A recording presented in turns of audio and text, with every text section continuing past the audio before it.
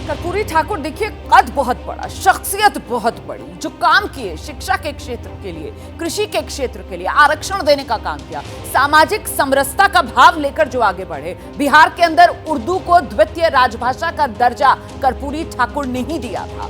तो अब कर्पूरी ठाकुर जन्म शताब्दी उनकी और उन्हें भारत रत्न देने का भारत सरकार की तरफ से ऐलान, इसके मायने समझेंगे। आप देख रहे हैं हमारे साथ हमारे सहयोगी मौजूद हैं। प्रकाश कुमार का रुख करते हैं, वरिष्ठ साथी हमारे, और जरा जानते हैं प्रकाश कुमार से भारत सरकार की तरफ से भारत रत्न देने का कर्पूरी ठाकुर को ये फैसला, इसकी अहमियत और खासतौर से इसका राजनीतिक प्रभाव और असर। प्रकाश। बिल्कुल, देखिए सबसे अहम बात क्या है, टाइमिंग है। और टाइमिंग ये है कि ये कहा जा रहा था शुरू से कि नीतीश कुमार जिस तरह से कर्पूरी ठाकुर के पदचिन्हों पर चल रहे थे, आरक्षण हो या फिर अति पिछड़ी जातियों को सेवाओं में, सरकारी सेवाओं में या संस्थानों में अलग से आरक्षण देने की, इनफैक्ट आप ये कहिए कि बिहार में ही ये शुरुआत हुई थी कर्पूरी ठाकुर के ही बातों को आगे बढ़ाते हुए कि पिछड़ों को दो समुदाय में बांटा गया, अति पिछड़ा और पिछड़ा। तो जाहिर है कि नीतीश कुमार के साथ लंबे समय तक बीजेपी रही है और बीजेपी ये अच्छी तरह से जानती है कि बिहार में जो कुछ हो रहा है वो नीतीश कुमार की अगुवाई में हुआ था, और उसी को आगे बढ़ाते हुए अब कर्पूरी ठाकुर को जिस तरह से सर्वोच्च सम्मान देश का दिया जा रहा है अति पिछड़ी जाति से आने वाले को, तो ये स्वाभाविक है बीजेपी इसे भुलाने की पूरी कोशिश करेगी। और ख़ास तौर से टाइमिंग की बात इसलिए मैं कह रहा हूँ कि पहले राम मंदिर, उसके बाद फिर ये भारत रत्न की उपाधि अति पिछड़ी जाति को, और 2024 लोकसभा चुनाव, तीनों देखिए एक के बाद एक है। तो मंडल और कमंडल को अगर स्थानीय भाषा में बात करें तो जाति और धर्म दोनों की नीति को अपनाते हुए बीजेपी आगे बढ़ रही है। बिल्कुल। और हमारी बात हुई है मदन सहनी जो मंत्री भाषा में मैं बात करूं तो कमंडल और मंडल दोनों को एक साथ साधती हुई बीजेपी यहां पर नजर आ रही है। और ऐसा हम क्यों कह रहे हैं? बिहार की राजनीति में कर्पूरी ठाकुर और वो जो जातिगत समीकरण है उसको जरा समझिए कि बिहार की राजनीति में कर्पूरी ठाकुर की पहचान अति पिछड़ा वर्ग के नेता के तौर पर, बिहार में ओबीसी सबसे बड़ा वोट बैंक है, आप जानते हैं।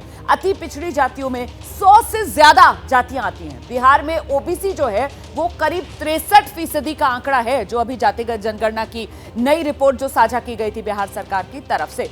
और ओबीसी की नीतीश को सीएम बनाने की अहम भूमिका रही है, आप जानते हैं। ओबीसी वोट बैंक पर हर दल की नजर रहती है। कर्पूरी ठाकुर की विरासत पर ज्यादातर दल दावा कर रहे हैं। और ऐसे में सीधे एक बार फिर से आपको पटना लेकर चलेंगे। अभिषेक उपाध्याय इस वक्त हमारे साथ मौजूद हैं। जरा जानते हैं अभिषेक उपाध्याय से, जिस बात का जिक्र अभिषेक अभी प्रकाश जी भी कर रहे थे, कुल मिलाकर ये पूरा का पूरा जो मामला है सियासी तौर पर ओबीसी वोट बैंक पर किसकी पकड़ मजबूत हो सके उसी पर आकर टिकता है। क्योंकि कर्पूरी ठाकुर को भारत रत्न दिया जाए, ये मांग पुरानी रही है, जेडीयू की भी, आरजेडी की तरफ से भी की जाती रही, और अब भारत रत्न देने का फैसला मोदी सरकार का। रोहना, प्रकाश जी ने एक जो शब्द कहा है टाइमिंग, सबसे इस पूरे ये जो घटनाक्रम है इसका क्रक्स वही है। टाइमिंग बहुत ही महत्वपूर्ण है और ये उस समय हुआ है जब चंद दिन शेष रह गए हैं लोकसभा चुनाव की अधिसूचना जारी होने में, और इसका सीधा सा असर होगा जो जाति गोलबंदी बिहार में की जा रही थी उसको ये बिखेरने की कवायद है कि उसको बिखेर दिया जाए भीतर से।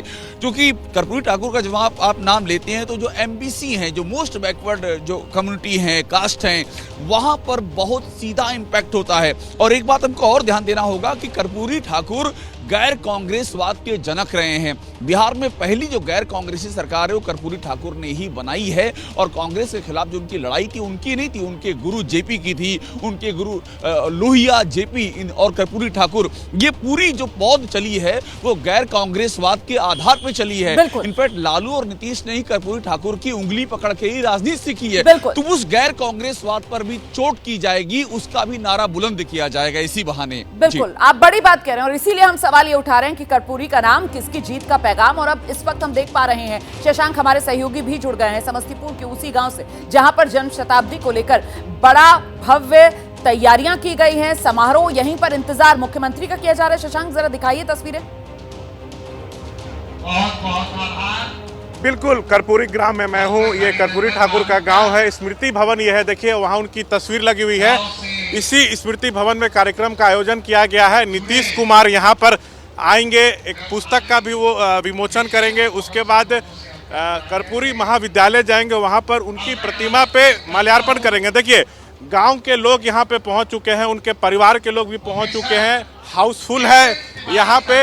एक बड़ा दिन है, 100वीं जयंती है और उसके ठीक एक दिन पहले जो है अनाउंस किया गया है कि उनको मरणोपरांत भारत रत्न दिया जाएगा। उनके बेटे जेडीयू के सांसद हैं रामनाथ ठाकुर, उनसे भी मेरी बात हुई, बहुत खुश हैं। कह रहे हैं कि 1988 में मेरे पिताजी का निधन हुआ था, तब से हम लोग मांग कर रहे थे।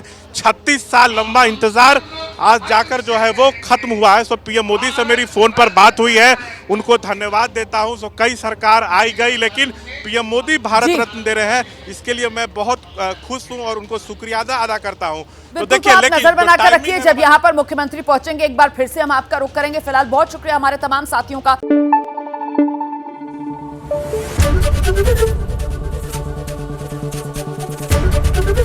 एबीपी न्यूज आपको रखे आगे।